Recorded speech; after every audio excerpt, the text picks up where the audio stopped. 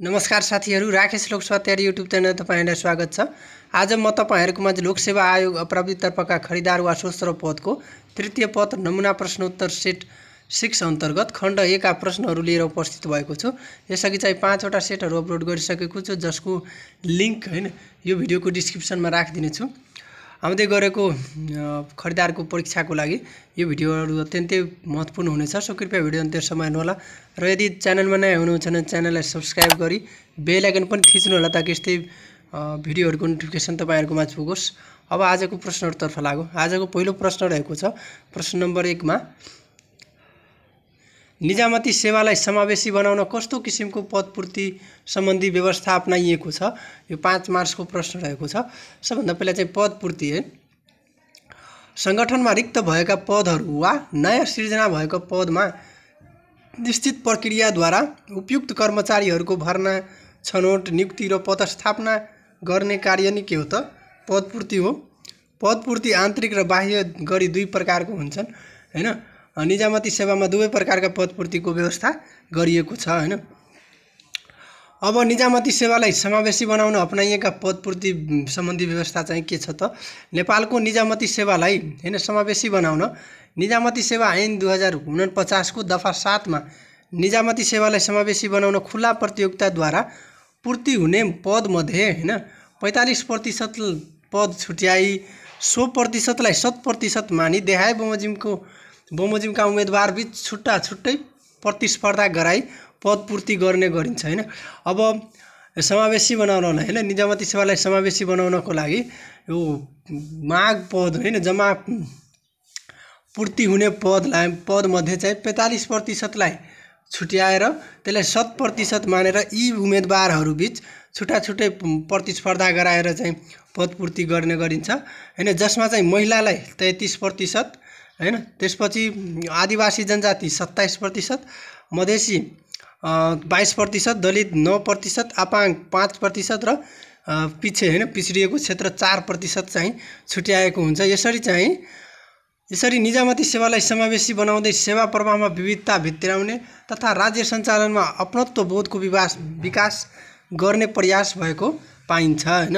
अब प्रश्न नम्बर 2 मा रहेको छ सार्वजनिक सेवा प्रवाहमा सेवाग्राहीको अधिकार तथा दायित्व उल्लेख गर्नुहोस्।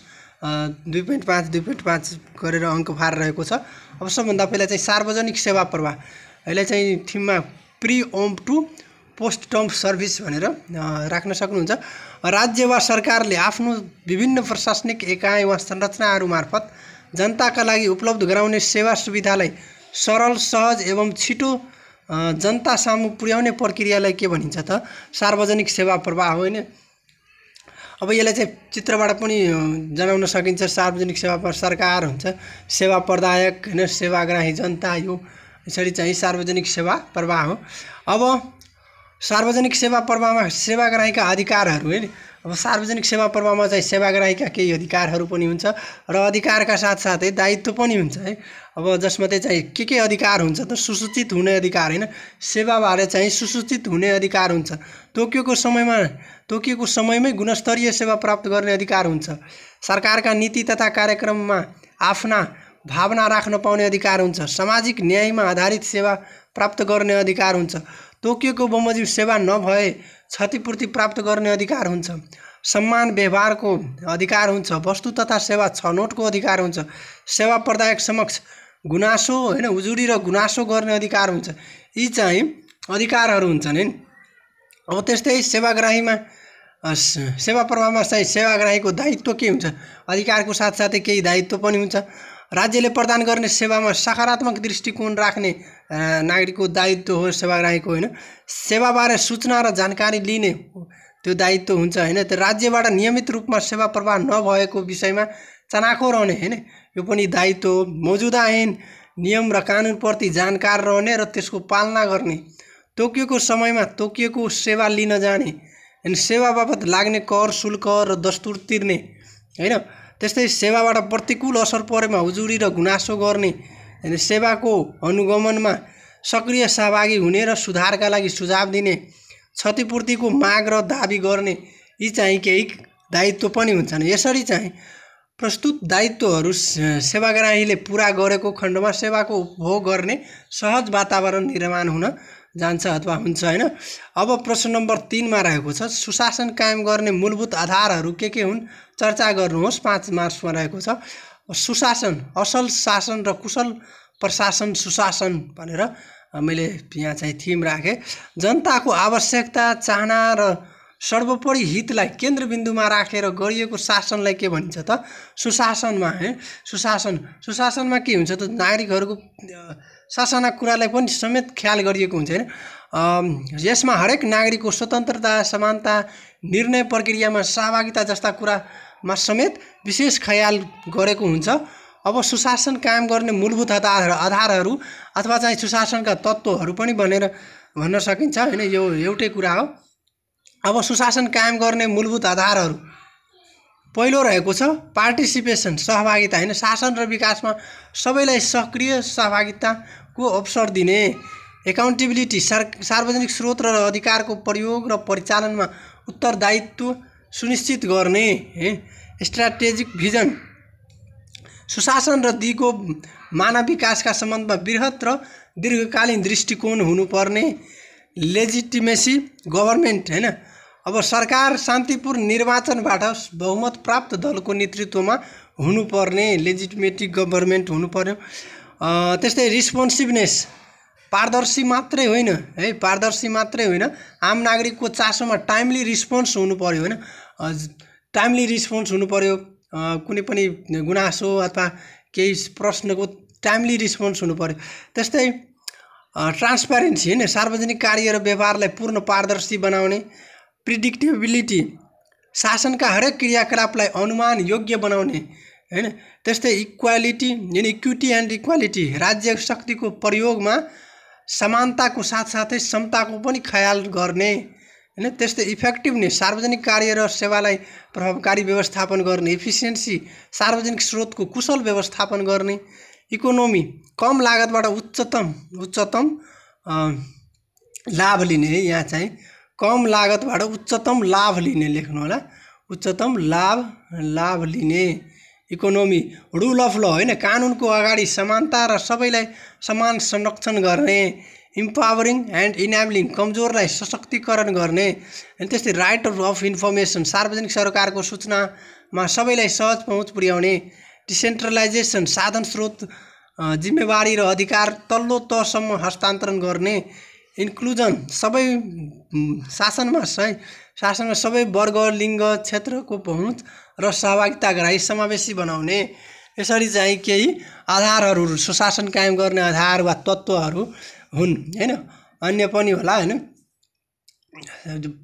के भन्छ भ्रष्टाचार नियन्त्रण हैन। त्यस्ता अन्त्यमा विधिको शासन उच्च अनुशासन र कुशल व्यवस्थापनको समग्र रूप सुशासन हो। यसमा उल्लेखित आधारहरू रहेको हुन्छ। अब प्रश्न नम्बर 4 मा रहेको छ सार्वजनिक सेवा वडापत्र वा सार्वजनिक वडापत्र विकास क्रमबारे प्रकाश पार्दै सार्वजनिक सेवा प्रवाहमा यसले पुर्याएको योगदान उल्लेख गर्नुहोस् है। अब यो 10 मार्क्सको छ। यहाँ चाहिँ अङ्कभार 10 छ सिधै हैन 10 अङ्कभार। अब सार्वजनिक वडापत्र अथवा चाहिँ सार्वजनिक सेवा वडापत्र यसलाई चाहिँ नागरिक वडापत्र पनि भनिन्छ हैन। सेवाको प्रभावकारिताको लागि सार्वजनिक सेवा वडापत्र है सेवाको प्रभावकारिताको लागि सार्वजनिक सेवा वडापत्र हैन। सेवा चाहिँ लेख्नु होला सेवा दिएको छ सार्वजनिक सेवा वडापत्र हैन। यहाँ पनि सार्वजनिक सेवा वडापत्र। अब सार्वजनिक सेवाको वितरण गर्ने निकायले प्रदान गर्ने सेवाको प्रकृति प्रक्रिया समय लागत स्थान सेवा दिने जिम्मेवार अधिकारी र क्षतिपूर्ति सहितको जानकारीको पूर्ण विवरण र सेवाको प्रतिबद्धता नै के हो त सार्वजनिक सेवा वडापत्र हो। यसलाई नागरिक वडापत्रको नामले समेत चिनिन्छ हैन। अब सेवा केन्द्र सेवाको लागत प्राप्तिको समय सेवा प्राप्त गर्न लाग्ने आवश्यक कागजात र कानुनी प्रक्रियाको जानकारी दिन्छ यसले हैन। अब नागरिक वडापत्रको विकास गर्न विश्वमा हैन, विश्वमा कसरी भयो, नेपालमा कसरी भयो त्यही अनुसार छुट्याएर अब विश्वमा चाहिँ नागरिक वडापत्रको विकास कसरी। नागरिक वडापत्रको सर्वप्रथम प्रयोगकर्ता बेलायत हो। बेलायतको प्रधानमन्त्री जन मेजरले हैन सन् 1991 मा बेलायती निजामती सेवामा यसको सुरुवात गराए। त्यसपछि सन् 1992 मा फ्रान्समा 1992 मा सर्भिस चार्टरको नामबाट यसको सुरुवात गरियो। यसै अवधिमा न्युजिल्यान्ड र सिङ्गापुरमा समेत नागरिक वडापत्रको प्रयोग भयो। त्यस्तै भारतमा 1997 मा निजामती सेवाको गुणस्तर अभिवृद्धिका लागि नागरिक वडापत्रलाई भित्र्यायो। हेरे अब नेपालमा चाहिँ कसरी कहिलेदेखि भयो त? नेपालमा विक्रम 2056 सालबाट निमुखालाई न्याय विपन्नलाई नामक कार्यक्रमको माध्यमबाट नागरिक वडापत्रको अवधारणा भित्रिएको हैन। विक्रमसम्म 2061 सालमा नागरिक वडापत्र लागू गरियो हैन, सबै सरकारी कार्यालयहरूमा लागू गरियो। सुशासन ऐन 2064 ले सबै सरकारी निकायमा नागरिक वडापत्र लागू गर्ने र त्यसलाई पालना गर्नुपर्ने कानुनी व्यवस्था भयो हैन। त्यसपछि 2069 सालमा क्षतिपूर्ति सहितको नागरिक वडापत्र निर्देशिका मन्त्री परिषदबाट पारित भयो। त्यसपछि 2070 सालमा क्षतिपूर्ति सहितको नागरिक वडापत्रको व्यावहारिक रूपमा लागू भयो। त्यसपछि 2073 असोज 16 मा रुकुममा चाहिँ डिजिटल नागरिक वडापत्र र 2073 मङ्सिर 8 मा चाहिँ तेह्रथुममा चाहिँ अडियो प्रविधिमा नागरिक वडापत्रको प्रयोग भयो। चाहिँ यसरी नेपालमा नागरिक वडापत्रको विकासक्रम रहेको छ। अब चाहिँ सार्वजनिक सेवामा हैन वडापत्रले सेवा प्रवाहमा पुर्याएको योगदान के योगदान पुर्याउँछ त? सेवाबारे नागरिकलाई सूचित गराएको, हैन सरकारी निकाय र अधिकारीको दायित्व र जिम्मेवारी सृजना भएको, सेवा प्रवाहमा पारदर्शिता र जवाबदेहिता बढेको हैन बढाएको, जनताको सूचनाको हक प्रत्याभूति गराएको, सेवा प्रवाहमा सरलता र शीघ्रता हासिल भएको, सेवा प्रदायक र प्रापकको समयको बचत भएको हैन बचत गरेको, सेवाको गुनासो कम हुनुका साथै गुनासो सुनवाईमा मद्दत पुगेको, त्यस्तै सेवा प्रदायक र सेवाग्राही बीचको सम्बन्धलाई सुमधुर बनाएको हैन, सेवाग्राहीको सन्तुष्टि मापन गर्ने आधार बनेको हैन, त्यस्तै सेवामा नागरिकको सहभागिता बढेको, सेवाप्रति जनविश्वास कायम भएको, अनुमान योग्य सेवा प्रवाह प्रणालीको विकास भएको, सुशासन प्रवर्धनका साथै विधिको शासन कायममा सहयोग पुगेको आदि चाहिँ यसका योगदानहरू रहेको छ। अब अन्त्यमा सेवाको बारे जनतालाई नै सेवाग्राहीलाई जानकारी दिने जानकारी पत्र सार्वजनिक सेवा वडापत्र हो। यसले सरकार र नागरिक बीचको सम्बन्धलाई प्रभावकारी सेवाको माध्यमबाट सुमधुर बनाउने एउटा संयन्त्र भएकोले यसबाट जनसन्तुष्टि कायम गर्न बल पुग्छ अनि यसरी चाहिँ निष्कर्ष राखे। अब प्रश्न नम्बर 5 मा रहेको छ। प्रश्न नम्बर 5 मा नेपालमा सूचनाको हक कार्यान्वयनमा देखिएका समस्याहरू र समाधानका उपायहरूले गर्नुहोस्। अब सूचनाको हक mother of all other freedoms हैन, यसलाई चाहिँ अन्य स्वतन्त्रताको हैन फ्रिडमको मदर भनेर आमा भनेर बुझिन्छ सूचनाको हकलाई। अब सार्वजनिक निकायमा रहेको आफूसँग सम्बन्धित वा सार्वजनिक सरोकारको सूचना माग्ने र पाउने अधिकार नै के हो त? सूचनाको हक हो। यसलाई अक्सिजन अफ डेमोक्रेसी तथा मदर अफ अल फ्रिडम्सको रूपमा लिइन्छ। नेपालको संविधानको धारा 27 मा सूचनाको हकको व्यवस्था गरिएको छ।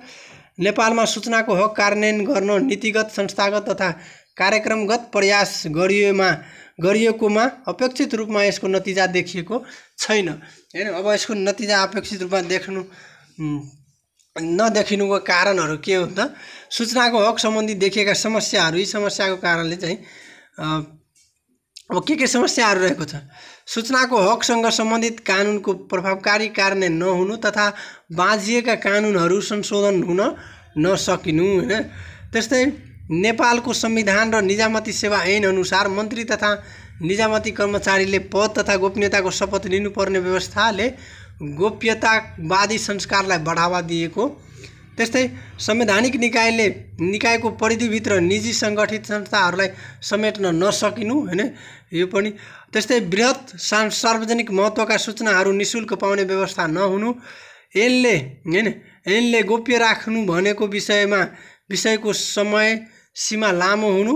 त्यस्तै कार्यालयहरू परम्परागत शैलीका कार्यशैलीबाट निर्देशित भएका, त्यस्तै गरी कार्यालयका विकृति र भ्रष्टाचार ढाकछोप गर्ने परम्परा, कमजोर शिक्षा र न्यून साक्षरता र चेतनाको कमजोर स्तर, सूचना अधिकारी तोकिए पनि तालिमको अभाव, सूचना आयोग स्रोत साधन विहीन अवस्थामा रहनु, खोज पत्रकारिताको अभाव, सूचना अनावश्यक माग्ने र दुरुपयोग हुन सक्ने समस्या, त्यसै व्यवस्थापन सूचना प्रणालीको प्रभावकारी प्रयोग हुन नसकिनु हैन, आईसीटीमा नागरिकको पहुँचको कमजोर अवस्था, यी चाहिँ समस्याहरू हुन्। अब सूचनाको हक सम्बन्धी समस्या समाधान गर्नका लागि चाहिँ के उपायहरू हुन् त? पहिलो रहेको छ नीतिगत रूपमा सूचना माग्ने र पाउने अधिकारको पाउने हकको सुनिश्चित एवं सरलीकरण गर्ने, कानुनमा रहेका सूचनाको गोप्य राख्ने प्रावधानको पुनरावलोकन र आवश्यक संशोधन गर्ने, सरकारले सार्वजनिक महत्त्वको नीति तर्जुमा गर्ने, कार्यालयमा आधुनिक सूचना प्रणाली अवलम्बन गर्ने, कार्यालय वा संस्थामा हुने विकृति र भ्रष्टाचारको दुरुत्साहित गर्ने, आईसीटीमा जोड दिने, जनतामा प्राविधिक शिक्षा दिने, प्राप्त स्रोत र साधनको व्यवस्था गर्ने, सूचनाको वर्गीकरणलाई प्रभावकारी र वस्तुनिष्ठ बनाउने, सरकारलाई खुला र पारदर्शी बनाउने, अन्त्यमा सूचनाको हक सुशासनको अव्यय हो। उल्लेखित सूचनाको हक सम्बन्धी देखिएका समस्याहरूलाई निम्न समाधानको उपायहरू अवलम्बन गर्नु आजको आवश्यकता हो भनेर यसरी चाहिँ लेख्न सकिन्छ। यो चाहिँ खण्ड 1 का प्रश्नहरू रहेको थियो। अर्को भिडियोमा छिट्टै चाहिँ दोस्रो खण्डको हैन खण्ड B का चाहिँ प्रश्नहरू लिएर आउने छु। सो यदि भिडियो मन परेमा भिडियोलाई लाइक गरिदिनु होला, शेयर गरिदिनु होला र आफ्नो प्रतिक्रिया पनि कमेन्ट मार्फत राख्नु होला र च्यानललाई सब्स्क्राइब गर्नु भएको छैन भने च्यानललाई सब्स्क्राइब गरी बेल आइकन पनि थिच्नु होला। आजको लागि यति नै, धन्यवाद।